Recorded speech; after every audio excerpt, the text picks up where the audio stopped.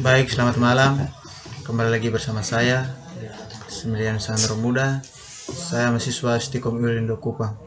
Di sini saya akan membuat tutorial mengenai sebuah perusahaan teknologi IT yang menerapkan IaaS, SaaS, dan PaaS. Sebelum saya menjelaskan di perusahaan, baik, di sini saya akan menjelaskan pengertian dari IaaS, SaaS, dan PaaS.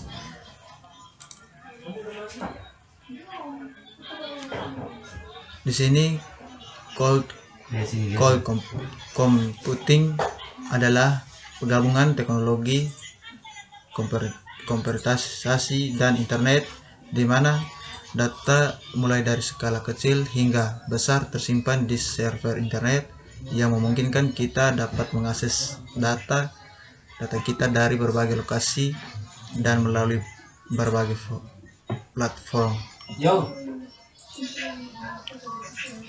Ada tiga jenis layanan cloud computing, yaitu software as a server atau SaaS, yang kedua platform as a server atau PaaS, yang ketiga infrastructure as a service atau IaaS. Baik, di sini ada berbagai keuntungan dan kerugian dari tiga jenis layanan cloud computing. SaaS dengan keuntungan pengguna dapat langsung memanfaatkan layanan secara gratis atau dengan biaya sewa tanpa harus mengeluarkan investasi untuk membuat sendiri atau membeli lisensi yang relatif mahal. Kerugian, pengguna tidak memiliki kendali penuh atas aplikasi yang disewa. Pengguna tidak dapat dengan seenaknya mengubah fitur yang disediakan karena SaaS bersifat multi tenant, sehingga fitur-fitur yang dibuat adalah fitur yang umum atau tidak bisa spesifik terdapat kebutuhan pengguna tertentu. Pada beberapa aplikasi, kustomisasi dapat dilakukan dengan skala dan fungsi yang terbatas. Yang kedua, PaaS. Keuntungan dari PaaS adalah pengguna dapat membuat aplikasi sendiri dengan banyak fitur yang sudah tersedia seperti keamanan platform, OS, sistem database, web server, dan framework aplikasi. Pengguna dapat lebih fokus pada pengembangan aplikasi. Kerugian PaaS adalah fitur keamanan yang disediakan oleh layanan PaaS adalah keamanan platform, bukan keamanan aplikasi kita.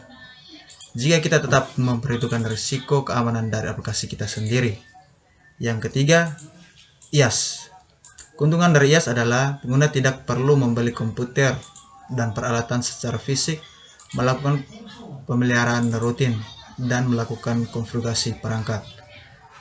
Kerugian dari IaaS adalah pengguna harus terhubung ke internet untuk menggunakannya, serta jika membutuhkan penambahan sumber daya harus menghubungi pihak penyediaan layanan. Pengguna mengurus sendiri OS, keamanan, aplikasi, database, framework, dan lain-lain. Karena yang disediakan hanya server dan jaringan. Baik, sesudah saya menjelaskan pengertian dari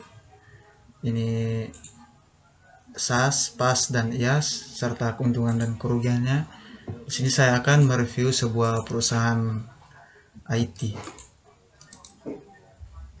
Di sini saya akan mereview 10 perusahaan teknologi terbesar di dunia. 10 perusahaan teknologi terbesar di dunia terdiri dari Apple. Yang pertama, Apple penghasilan 10 perusahaan teknologi terbesar di dunia.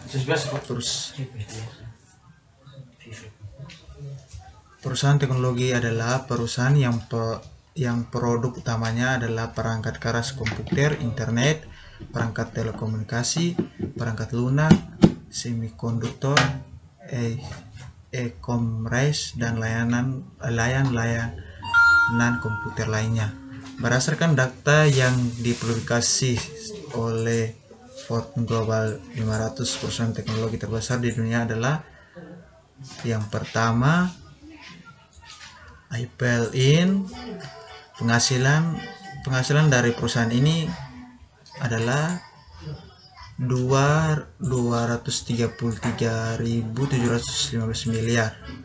Laba atau profit 53.394 miliar.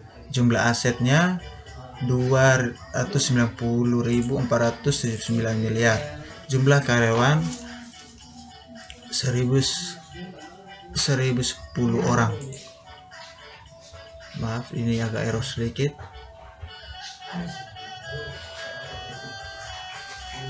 Yang kedua, kantor pusat Cupertino, California, Amerika Serikat. Yang kedua, perusahaan yang terbesar. Yang kedua, Samsung Electronic. Penghasilan dari perusahaan Samsung ini yaitu 177.044 miliar. Laba 16.532 miliar. Jumlah aset 206.585